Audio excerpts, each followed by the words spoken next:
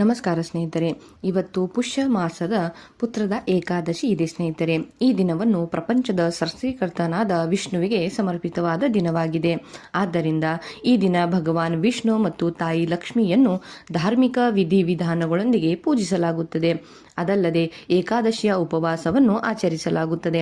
ಈ ವ್ರತವು ಮಂಗಳಕರವಾಗಿದೆ, ಏಕೆಂದರೆ ಇದು ನವವಿವಾಹಿತರು ಮತ್ತು ಮಕ್ಕಳಿಲ್ಲದ ದಂಪತಿಗಳಿಗೆ ಈ ವ್ರತವನ್ನು ಆಚರಿಸುವುದು ಅತ್ಯಂತ ಒಳ್ಳೆಯ ಫಲವನ್ನು ನೀಡುತ್ತದೆ ಎಂದು ಹೇಳಲಾಗಿದೆ. ಅಂದರೆ ಪುತ್ರ ಸಂತಾನ ಪ್ರಾಪ್ತಿಯಾಗುತ್ತದೆ ಎಂದು ಹೇಳಲಾಗಿದೆ. ಅದಲ್ಲದೆ ಸಾಧಕನ ಎಲ್ಲ ಇಷ್ಟಾರ್ಥಗಳು ಈಡೇರುತ್ತವೆ. ಆದ್ದರಿಂದ ಭಕ್ತರು ಏಕಾದಶಿ ಎಂದು ಭಗವಾನ್ ವಿಷ್ಣು ಮತ್ತು ತಾಯಿ ಲಕ್ಷ್ಮಿಯನ್ನು ಭಕ್ತಿಯಿಂದ ಪೂಜಿಸಬೇಕು.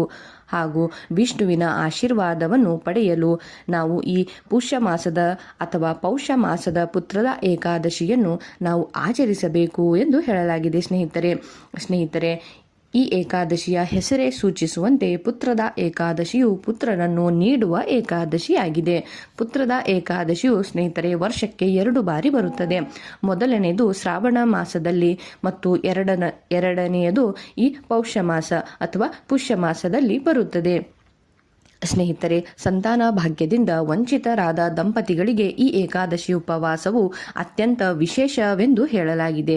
ಈ ಏಕಾದಶಿಯಂದು ಉಪವಾಸ ಮಾಡುವುದರಿಂದ ಉತ್ತಮ ಸಂತಾನ ಪ್ರಾಪ್ತಿಯಾಗುತ್ತದೆ ಎಂದು ಹೇಳಲಾಗಿದೆ. ಹಾಗಾಗಿ ಈ ವ್ರತವನ್ನು ಪೂರ್ಣ ಭಕ್ತಿಯಿಂದ ಆಚರಿಸುವ ಭಕ್ತರು ದೇವರ ಅನುಗ್ರಹವನ್ನು ಪಡೆಯುತ್ತಾರೆ ಮತ್ತು ಅವರ ಎಲ್ಲ ಇಷ್ಟಾರ್ಥಗಳು ಈಡೇರುತ್ತವೆ ಎನ್ನುವಂತಹ ನಂಬಿಕೆ ಕೂಡ ಇದೆ. ಹಾಗಾದರೆ ಸ್ನೇಹಿತರೆ, ನಾವು ಈ ಪೌಷ ಪುತ್ರದ ಏಕಾದಶಿಯ ದಿನದಂದು ನಾವು ಕೆಲ ತಪ್ಪುಗಳನ್ನು ಕೂಡ ಮಾಡಬಾರದು. ಏನು ತಪ್ಪುಗಳನ್ನು ಮಾಡಬಾರದು ಎಂಬುದಾದರೆ ನೋಡಿ ಸ್ನೇಹಿತರೆ, ಮೊದಲನೆಯದಾಗಿ ಏಕಾದಶಿಯ ದಿನ ತುಳಸಿ ಎಲೆಗಳನ್ನು ಕೀಳಬಾರದು ಮತ್ತು ತುಳಸಿ ಎಲೆಗಳನ್ನು ಏಕಾದಶಿಯ 1 ದಿನ ಮೊದಲು ಕಿತ್ತು ರಾತ್ರಿ ಇಡೀ ನೀರಿನಲ್ಲಿ ಇಡುವುದರಿಂದ ತಾಜಾವಾಗಿ ನಾವು ಅದನ್ನು ಕಾಪಾಡಿಕೊಳ್ಳಬಹುದು ಸ್ನೇಹಿತರೆ. ಅದಲ್ಲದೆ ನೋಡಿ, ಮಾಂಸಾಹಾರ, ಈರುಳ್ಳಿ, ಬೆಳ್ಳುಳ್ಳಿಯನ್ನು ಕೂಡ ಈ ದಿನ ಸೇವಿಸಬಾರದು, ಏಕೆಂದರೆ ಈ ಆಹಾರವನ್ನು ತಾಮಸಿಕ ಆಹಾರ ಎಂದು ಹೇಳಲಾಗಿದೆ. ಅದಲ್ಲದೆ ಇತರರ ಬಗ್ಗೆ ಕೆಟ್ಟದಾಗಿ ಮಾತು ಕೂಡ ಆಡಬಾರದು. ಏಕಾದಶಿಯ ದಿನವನ್ನು ಅನ್ನವನ್ನು ಸೇವಿಸಬಾರದು, ಏಕೆಂದರೆ ಅನ್ನವನ್ನು ಸೇವಿಸುವುದನ್ನು ಅಶುಭ ಎಂದು ಹೇಳಲಾಗಿದೆ. ಸ್ನೇಹಿತರೆ, ಈ ಪೌಷಪುತ್ರದ ಏಕಾದಶಿಯ ದಿನಾಂಕ ಮತ್ತು ಸಮಯವನ್ನು ನೋಡಿ ಸ್ನೇಹಿತರೆ. ಇದನ್ನು ದೃಕ್ ಪಂಚಾಂಗದ ಪ್ರಕಾರ ಇವತ್ತು ಹೇಳಲಿದ್ದೇನೆ ಸ್ನೇಹಿತರೆ. ಪುಷ್ಯಪುತ್ರದ ಏಕಾದಶಿಯ ಶುಭ ದಿನ ಜನವರಿ 21ರಂದು, ಅಂದರೆ ಭಾನುವಾರ ಆಚರಿಸಲಾಗುವುದು. ಈ ದಿನದ ಪೂಜೆಯ ಸಮಯ ಮುಹೂರ್ತ ಹೀಗಿದೆ.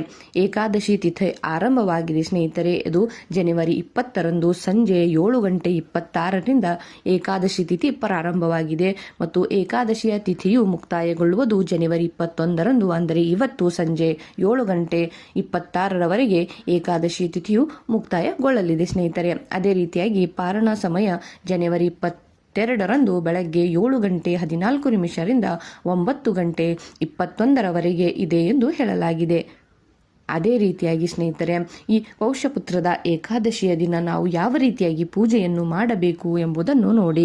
ಮುಂಜಾನೆ ಎದ್ದು ಭಗವಾನ್ ವಿಷ್ಣುವಿನ ಹೆಸರಿನಲ್ಲಿ ಧ್ಯಾನ ಮಾಡುವುದರ ಮೂಲಕ ನಾವು ಈ ದಿನವನ್ನು ಪ್ರಾರಂಭಿಸಬೇಕು ಮತ್ತು ಶುದ್ಧ ನೀರಿನಿಂದ ಸ್ನಾನ ಮಾಡಿ ಮತ್ತು ಶುದ್ಧವಾದ ಬಟ್ಟೆಗಳನ್ನು ಧರಿಸಬೇಕು.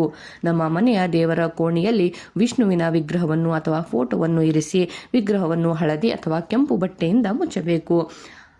ಅದಲ್ಲದೆ ಕಲಶವನ್ನು ಇರಿಸಿ ಅದರ ಸುತ್ತಲೂ ಕೆಂಪು ಬಟ್ಟೆಯನ್ನು ಕಟ್ಟಿ ಪೂಜೆಯನ್ನು ಮಾಡಬೇಕು. ಭಗವಾನ್ ವಿಷ್ಣುವಿನ ವಿಗ್ರಹಕ್ಕೆ ಅಭಿಷೇಕವನ್ನು ನೀಡಿ ಮತ್ತು ಅದನ್ನು ಬಟ್ಟೆಯಿಂದ ಹೊದಿಸಬೇಕು.